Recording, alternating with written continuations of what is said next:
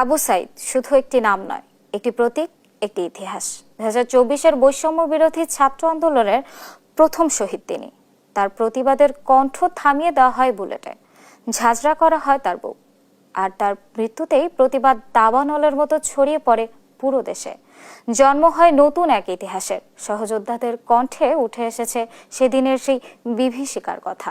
রংপুর থেকে রফিকুল ইসলামের প্রতিবেদন।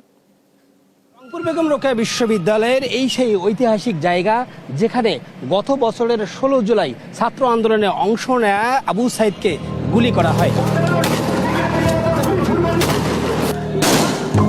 28 বছরের যুবক, যার শরীর ঝাঁঝরা হয়েছিল ক্ষমতার বুলেটে। যে গুলি তাকে থামাতে চেয়েছিল, সেই গুলি ছড়িয়ে দেয় জ্বলে উঠা শপথের আগুন। ক্যাম্পাসের দেয়াল ভেঙে ছাত্র বিপ্লব ছড়িয়ে পড়ে রাজপথে, নগর থেকে গ্রামে।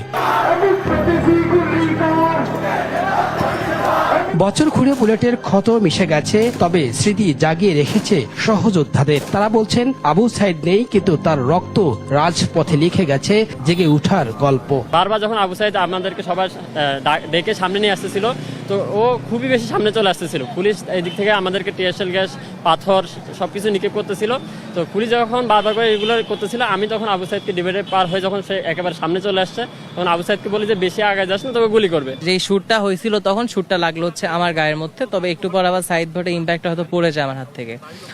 পড়ে যাওয়ার পর সাইদ ভাই আবার উঠে আমাকে জড়ায় ধরার চেষ্টা করে, বলার চেষ্টা করতেছিল যে ভাই আমাকে বাঁচা, কিন্তু তার আসলে রক্তটা গলা বা এত দূর পর্যন্ত উঠে আসছে যে তার মুখ থেকে তার কথাটা বের হইতে পারতেছে। সেই প্রথম স্ফুলিঙ্গ আন্দোলন কিন্তু একদম সাধারণ একটি আন্দোলন থেকে কিন্তু গণ অভ্যুত্থান থেকে দিকে এগিয়ে যায় কিন্তু বেগম রোকেয়া বিশ্ববিদ্যালয় থেকে।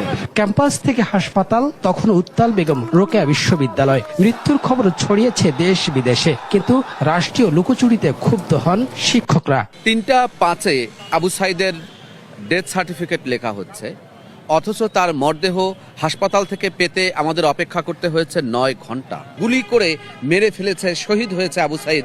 এই শহীদ আবু সাইদ যেন জীবিত আবু সাইদের চেয়ে আরো অনেক শক্তিশালী হয়ে দেখা দিয়েছিল তাৎক্ষণিকভাবে। ইতিহাস হয়ে থাকা আবু সাইদের এই ঘটনার পুনরাবৃত্তি চান না উপাচার্য।